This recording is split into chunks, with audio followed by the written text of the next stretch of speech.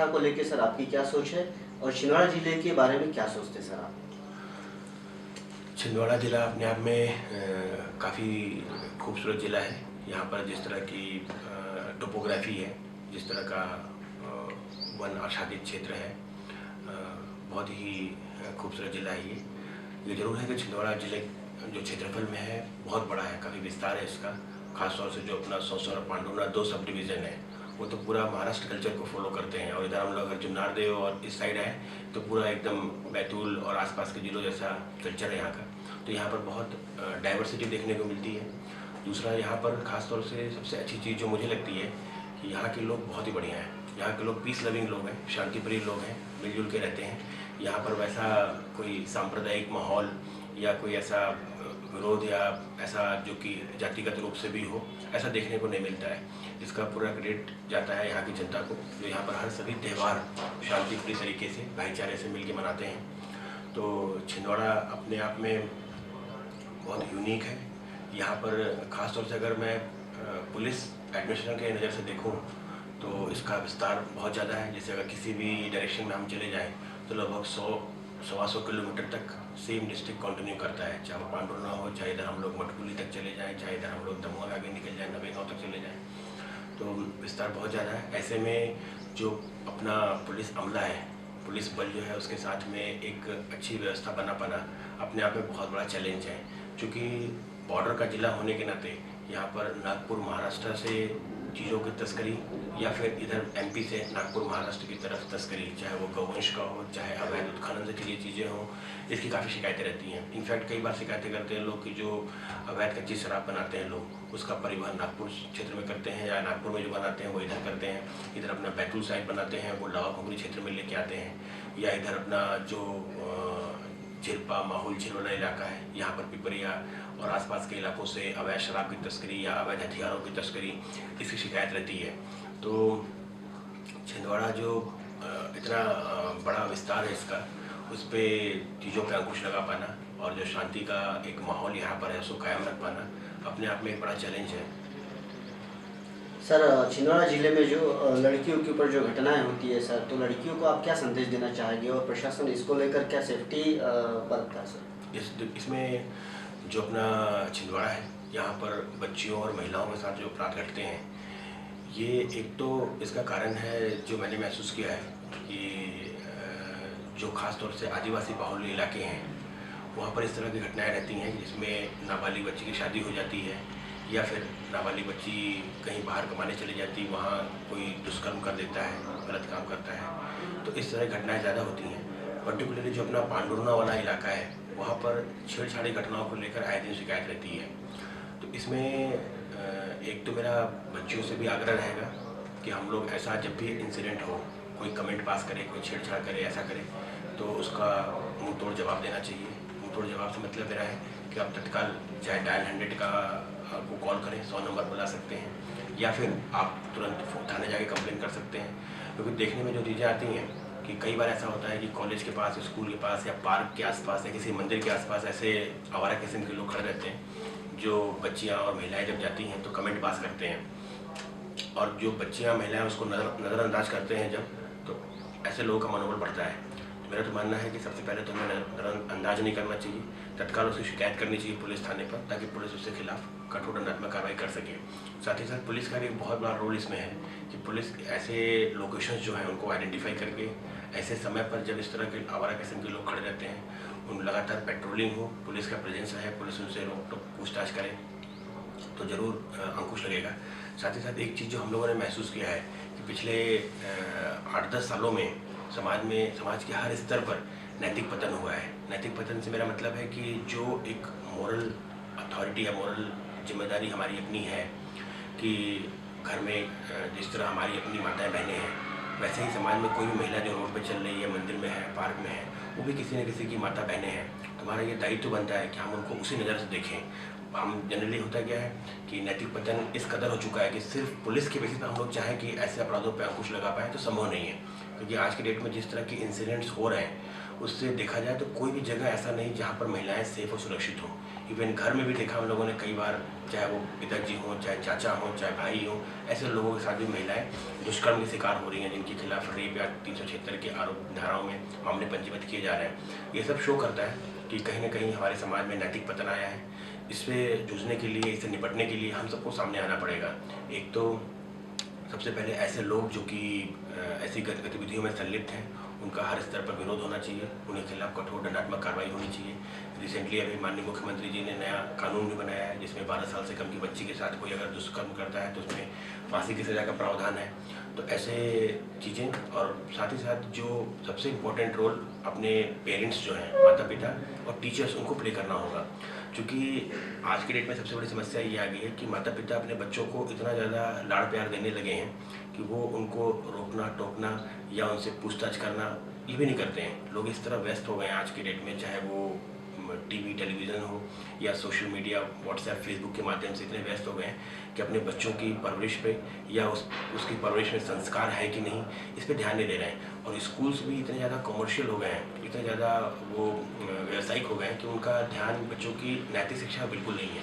उनका फोकस ज़्यादातर है अपना सिलेबस कंप्लीट होना चाहिए और एग्ज़ाम में अच्छे नंबर आने चाहिए। जबकि मेरा मानना है कि भले ही नंबर कम आए, लेकिन बच्चों में अगर संस्कार हो तभी एक अच्छे राष्ट्र का निर्माण हम कर पाएंगे। तो ऐसे में मेरा सभी से आग्रह है, माता पिता पेरेंट्स जो हैं उनसे भी और शिक्षकों से भी, कि बच्चों की परवरिश पे अच्छा ध्यान दें, उनको नैतिक शिक्षा दें, उन्हें एक अच्छा इंसान बनाएं। उसके बाद भले ही हम बोलें कि ये थ्रू आउट फर्स्ट डिवीज़न है, थ्रू आउट अच्छा है, चाहे IIT जाए, IIM जाए, चाहे IAS IPS जो भी बनना हो बने, लेकिन उन सबसे बेसिक में सबसे ज़्यादा इंपॉर्टेंट चीज़ है उसका एक अच्छा इंसान बनना, ताकि वो दूसरे इंसान की भावनाओं को कदर कर सके।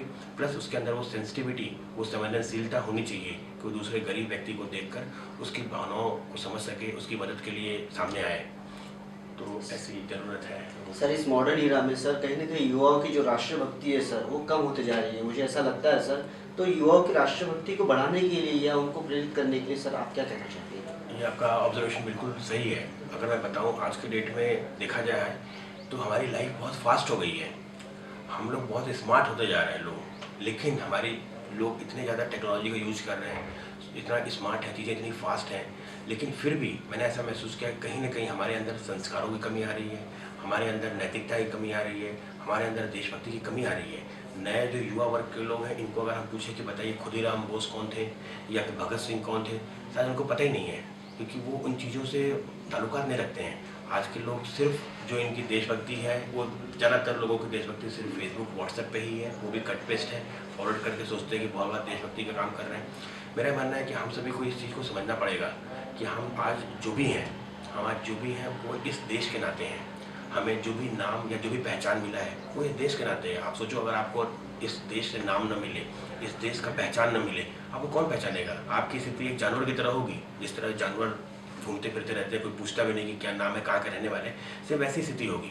वो तो इस देश की महानता है जिसने हमको जन्म दिया, यहाँ के जिस देश से हमको नाम मिला, हमको पहचान मिली है। तो हमारा फर्ज बनता है कि ये देश जो हमको इतना कुछ दे रहा है, उसके बदले में हम भी कुछ दें। और इसके लिए कोई ज़रूरी नहीं कि आप सोचें कि नहीं साहब, जब मैं बन जाऊँगा, कलेक्टर बन जाऊँगा, जब मैं SP बन जाऊँगा, जब मेरे पास पावर होगा तब मैं करूँगा। ये कोई ज़रूरी नहीं है। देशभक्ति या देश की सेवा के लिए हमारा छोटा सा प्रयास भी बहुत कारगर हो सकता है।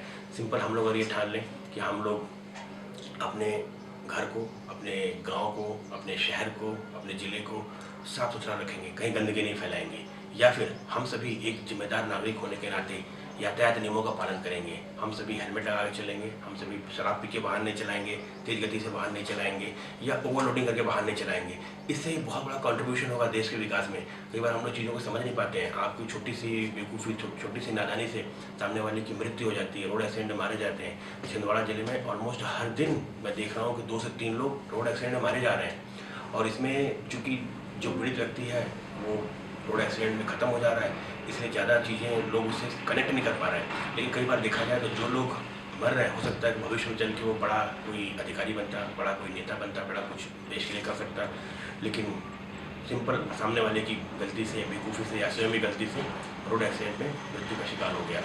तो इसलिए ये छोटी छोटी चीज़ें, यातायात नियमों का पालन करना, शराब पी के वाहन न चलाना, या फिर अपने समाज में माताओं बहनों की इज्जत करना, यही बहुत बड़ा रोल है। देश ऐसा थोड़ी कि आप जब बॉर्डर पर जाकर लड़ोगे तभी देश महान होगा। हम बॉर्डर पर नहीं भी जा रहे हैं, लेकिन अपने लोकेलिटी में हमने एक शांति का माहौल बना रखा है। आपस में मिलजुल के रह रहे हैं, हम दूसरों की मदद कर रहे हैं ज़रूरत पे। प्लस कोई आदमी गलत काम कर रहा है तो उसका विरोध कर रहे हैं। विरोध इन द सेंस ऐसा नहीं कि आपको खुद लड़ाई लड़नी है, लेकिन कोई गलत काम कर रहा है तो उसकी जानकारी थाने पर देना, पुलिस को इन्फॉर्म करना, ताकि पुलिस उनके खिलाफ वैधानिक कार्रवाई कर सके। इन सब चीज़ों से भी हमारे जो अंदर देश के अंदर माहौल है बहुत अच्छा हो जाएगा। साथ ही साथ जो आज मेन चुनौती हम लोग फेस कर रहे हैं, चाहे वो बेरोजगारी की हो, चाहे अशिक्षा का हो, चाहे जो लोग जनता को विभाजित करने का प्रयास कर रहे हैं धर्म के नाम पर, जाति के नाम पर, क्षेत्र के नाम पर, भाषा के नाम पर, ये सब गलत है। हम सभी, हमारा देश तभी स्ट्रांग बन पाएगा जब हम सभी आपस में मिलजुल के रहेंगे और एक शांति का माहौल बना कर रखेंगे यहाँ पर, और भाईचारे से रहेंगे। तो इसलिए ज़रूरी है कि हम लोग जब जहाँ हमारी एक तरफ लाइफ बहुत फास्ट, बहुत स्मार्ट बनते जा रहे हैं, हम लोग इन वैल्यूज़ की भी कद्र करें और अपने राष्ट्र के प्रति हमेशा तत्पर रहें। हम लोग, आप खुद महसूस करेंगे कि हम लोग अपने अधिकारों के प्रति बहुत जागरूक हैं। अगर कोई रास्ते में जा रहा है, गाड़ी रोक दिया तो बोले साहब आप कैसे रोक रहे हो, मेरा तो अधिकार है गाड़ी चलाना। तो हम अपने अधिकारों के प्रति बहुत जागरूक हैं। लेकिन मेरा आप सभी से आग्रह है कि इस देश का नागरिक होने के नाते हमारे कुछ कर्तव्य भी हैं। कर्तव्य हमारे इस तरह है कि जैसे रोड पर चलना आपका अधिकार है, तो दूसरा व्यक्ति जो सामने आ रहा है उसका भी अधिकार रोड पर चलने का है। तो ऐसे हमारा कर्तव्य बनता है कि हम उसको रोड पर चलने का अधिकार दें। या फिर आप जो भी चीज़ें कर रहे हैं जो सामने वालों को अगर अच्छा नहीं लग रहा है, तो आपका फर्ज बनता है कि देश का नागरिक होने के नाते ऐसा काम न करें जिससे कि दूसरों की भावनाओं को ठेस पहुँचे या दूसरे आहत हों। तो अपने कर्तव्य के प्रति जागरूक बने हम लोग, तो ज़रूर जो देशभक्ति की भावना है वो डेवलप होगी और वो दिखेगी भी। सर और एक क्वेश्चन करना चाहूँगा सर मैं कि आप बेसिकली कानपुर से हैं और बीटेक करने के बाद आपने यूपीएससी की तैयारी की सर, और आप बहुत गरीब परिस्थितियों से इस मुकाम तक पहुँचे हैं सर। तो इस बारे में थोड़ा सा आप बताएंगे तो बड़ा अच्छा होगा सर। देखिए, मैं मूलतः रहने वाला बनारस का हूँ, एक बनारस के गांव से आया हूँ। और मेरा जो इनिशियल स्टेज था, बचपन का टाइम जो था, काफ़ी अभाव में ही गुजरा है। मतलब काफ़ी, मेरे पिताजी सिंपल किसान हैं और काफ़ी स्ट्रगलिंग लाइफ रहा है। लेकिन मेरा मानना है कि जो मेरा अभावपूर्ण जीवन था वही मेरा सबसे बड़ा स्ट्रेंथ है। आप लाइफ में देखना, कोई भी आदमी जो आगे लाइफ में कुछ कर पाते हैं या बढ़ते हैं, ये वही लोग होते हैं जो अभावों से और समस्याओं से जूझते हैं। जो समस्याओं से समझौता कर लेता है वो आगे कभी नहीं बढ़ पाता है। तो चैलेंजेस हर किसी के लाइफ में आती हैं, लेकिन हमें सक्सेसफुल होने के लिए उन चैलेंजेस को फेस करना पड़ता है, उन्हें जीतना पड़ता है। तो बहुत सारी समस्याएं ऐसी रही लाइफ में, लेकिन मैंने इवन जो फैक्ट कई बार मेरे से बच्चा के पूछते हैं उनको बताता भी हूँ कि मैं अगर शुरू की क्लास 10 तक की बात करूँ तो मैं एकेडमिक्स में बहुत अच्छा था भी नहीं। क्लास 9 तक मैं हमेशा फेल होता था इंग्लिश में और मैथ्स में। लेकिन क्लास 10th में पहली बार पास हुआ मैं, और फिर अपने गांव से बाहर जाकर मुझे लखनऊ पढ़ने का अवसर मिला। तो जब गांव से लखनऊ गया मैं, तो पूरा मैंने फोकस किया, अपनी कमजोरियों को पहचाना कि मेरी क्या क्या कमजोरियां हैं और कहाँ कहाँ पे मैं वीक हूँ, उसको भी प्रैक्टिस किया, उसको स्ट्रेंथन किया, अपनी कमजोरियों को दूर किया। और जो मेरी कभी कमजोरी हुआ करती थी वो मेरा स्ट्रेंथ बन गया इंटरमीडिएट में, 11th-12th में, और काफ़ी अच्छा कर पाया। फिर उसके बाद IIT में, JEE में किया, फिर उसके बाद UPSC की तैयारी किया। तो जो कमियाँ थी वो दूर हो गई अपने विल पावर से और स्ट्रॉन्ग जिसको बोलते हैं डिटर्मिनेशन से, और नेवर से डाई एटीट्यूड, कभी हिम्मत न हारने वाला जो जज्बा होता है, उसको अगर पालन करें सफलता मिल जाती है। Sir how you define the Gaurav Tiwari sir in one sentence? अभी तक के, बचपन से अभी तक के आप गौरव तिवारी सर को कैसे डिफाइन करेंगे? मतलब वन सेंटेंस में खुद को डिफाइन करना तो पता नहीं, मैं तो ज़्यादा अच्छा हुआ कि लोग अगर बताएं इस संबंध में।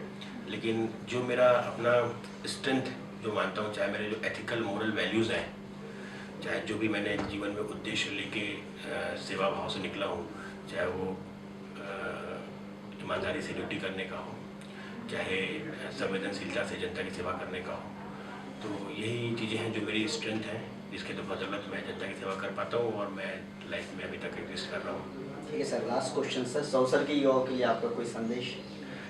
सौसर के इन जनरल मैं सभी युवाओं के लिए यही कहना चाहूँगा कि अगर लाइफ में सक्सेसफुल बनना है हमको, तो हमें कहीं बाहर भटकने की ज़रूरत नहीं है। आपका सबसे अच्छा गुरु आप स्वयं हो सकते हैं। क्यों? क्योंकि हमारे अंदर जो कमियां हैं हमसे अच्छा कोई नहीं जानता है। अगर आप किसी बाहरी व्यक्ति को अपना गुरु बनाएंगे तो वो आपकी उन्हीं कमियों को दूर कर पाएगा जो उसे दिखाई देता है। लेकिन हमारे दिल के अंदर का जो असली चोर है उसके बारे में हमें पता है। तो मेरा मानना है कि आप उससे भागिए मत, उसको फेस करिए, उसको डोमिनेट करिए।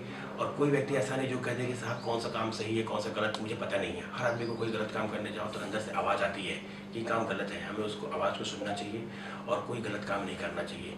आप देखोगे खुद ही आपके अंदर इतना कॉन्फिडेंस आ जाएगा, आप क्योंकि आप अंदर से साफ हो, आपको किसी से डरने की जरूरत नहीं रहेगी और आप दुनिया में कोई आपका बाल विभाग नहीं कर पाएगा।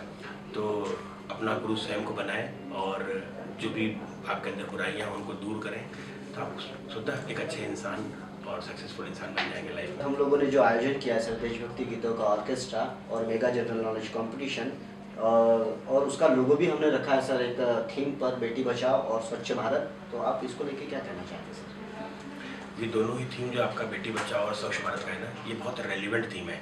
आज देखा जाए आज के दौर में तो ये दोनों ही समस्याएं हैं, हम लोग दोनों चीज़ों को फेस कर रहे हैं। बेटियों की संख्या जिस तरह से कम हो रही है, आने वाले टाइम पर एक बहुत बड़ी चुनौती हमारे लिए होगा। इसलिए ज़रूरत है कि हम सभी को सेंसिटाइज करें, और जो लिंग भेद करते हैं हम लोग मेल और फीमेल के नाम पर, ये गलत है। साइंटिफिकली और वैसे भी देखा जाए मोरली भी, तो कभी भी दोनों में कोई अंतर नहीं है, दोनों ही बराबर हैं। और अगर हम इतिहास उठाकर देखें तो महिलाओं ने शायद ज़्यादा कुर्बानी दी है देश के लिए, महिलाओं ने ज़्यादा बढ़ चढ़ के किया है। और अगर हम घर की बात करें तो जितना केयर बच्चियाँ करती हैं अपने माता पिता की, उतने बेटे नहीं करते हैं। तो इसलिए बहुत अच्छा रेलिवेंट थीम है। दूसरा बात जो स्वच्छता को लेकर है वो तो बहुत ही रेलिवेंट है, और ये ज़रूरी है कि हम सभी अपना जहाँ भी रहते हैं वहाँ का वातावरण स्वच्छ रखें, सुंदर रखें। और स्वच्छता सिर्फ बाहर ही नहीं होना चाहिए, स्वच्छता सिर्फ अंदर से भी होना चाहिए। हम मन से भी स्वच्छ रहें, तन से भी स्वच्छ रहें, तो ज़रूर एक अच्छा माहौल बनेगा समाज में।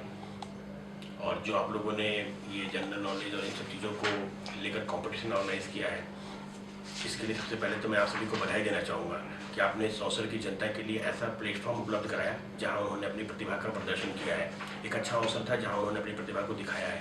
तो जिन लोगों ने भी इसमें प्राइज़ जीता है उन सभी को बधाई, और जिन लोगों ने परफॉर्म अच्छा नहीं कर पाए उनके लिए तो और भी ज़्यादा बधाई, क्योंकि आपके लिए तो अच्छा अवसर है कि अपनी कमियों को पहचानो और उनको दूर करो। क्योंकि कई बार मैं बोलता हूँ लोगों जिनका सिलेक्शन हो जाता है, वो लोग लाइफ में हो सकता है उतना आगे अच्छा ना कर पाते हो, या अगला जब सक्सेस मिले उनको तो उतना एंजॉय ना कर पाए जितना कि फेलियर आदमी करता है। तो लाइफ में जो आदमी फेल होता है वही आगे चलकर सफलताओं का मजा ले पाता है। तो आप लोग बिल्कुल निराश ना हो, अपनी कमियों को देखो, क्यों कमी रह गई उसको दूर करो, मेहनत करो और अगली बार जरूर सफल हो।